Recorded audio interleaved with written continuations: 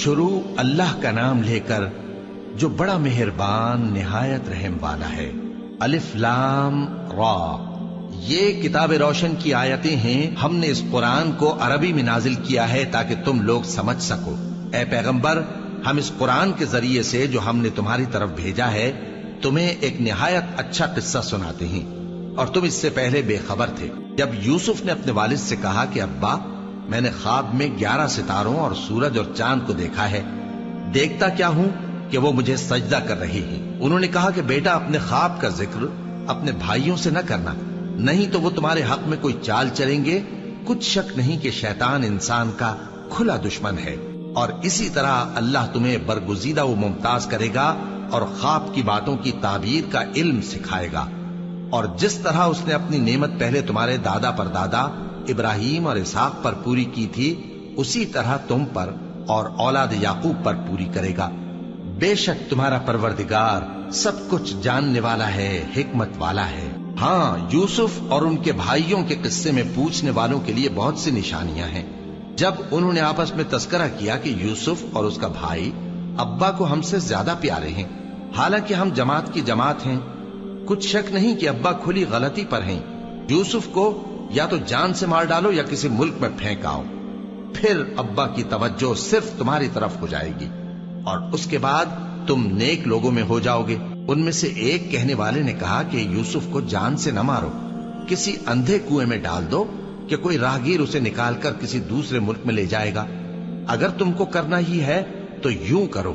یہ مشورہ کر کے وہ اپنے والد سے کہنے لگے کہ ابا جان، کیا سبب ہے کہ آپ یوسف کے بارے میں ہمارا اعتبار نہیں کرتے؟ حالانکہ ہم اس کے خیر خواہ ہیں، کل اسے ہمارے ساتھ بھیج دیجئے کہ خوب میوے کھائے اور کھیلے کودے، ہم اس کے نگہبان ہیں۔ انہوں نے کہا کہ یہ امر مجھے غمناک کیے دیتا ہے کہ تم اسے لے جاؤ، یعنی وہ مجھ سے جدا ہو جائے، اور مجھے یہ بھی خوف ہے کہ تم کھیل میں اس سے غافل ہو جاؤ اور اسے بھیڑیا کھا جائے۔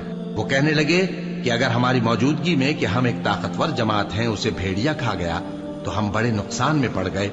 غرض جب وہ اس کو لے گئے اور اس بات پر اتفاق کر لیا کہ اس کو اندھے کنویں میں ڈال دیں، اور ہم نے یوسف کی طرف وحی بھیجی کہ ایک وقت ایسا آئے گا کہ تم انہیں ان کے اس سلوک سے آگاہ کرو گے، اور ان کو اس وحی کی کچھ خبر نہ ہوگی۔ اور یہ حرکت کر کے وہ رات کے وقت باپ کے پاس روتے ہوئے آئے، کہنے لگے کہ ابا جان، ہم تو دوڑنے اور ایک دوسرے سے آگے نکلنے میں مصروف ہو گئے اور یوسف کو اپنے اسباب کے پاس چھوڑ گئے تو اسے بھیڑیا کھا گیا، اور آپ ہماری بات کو گو ہم سچ ہی کہتے ہیں باور نہیں کریں گے، اور ان کے کرتے پر جھوٹ موٹ کا لہو بھی لگا لائے۔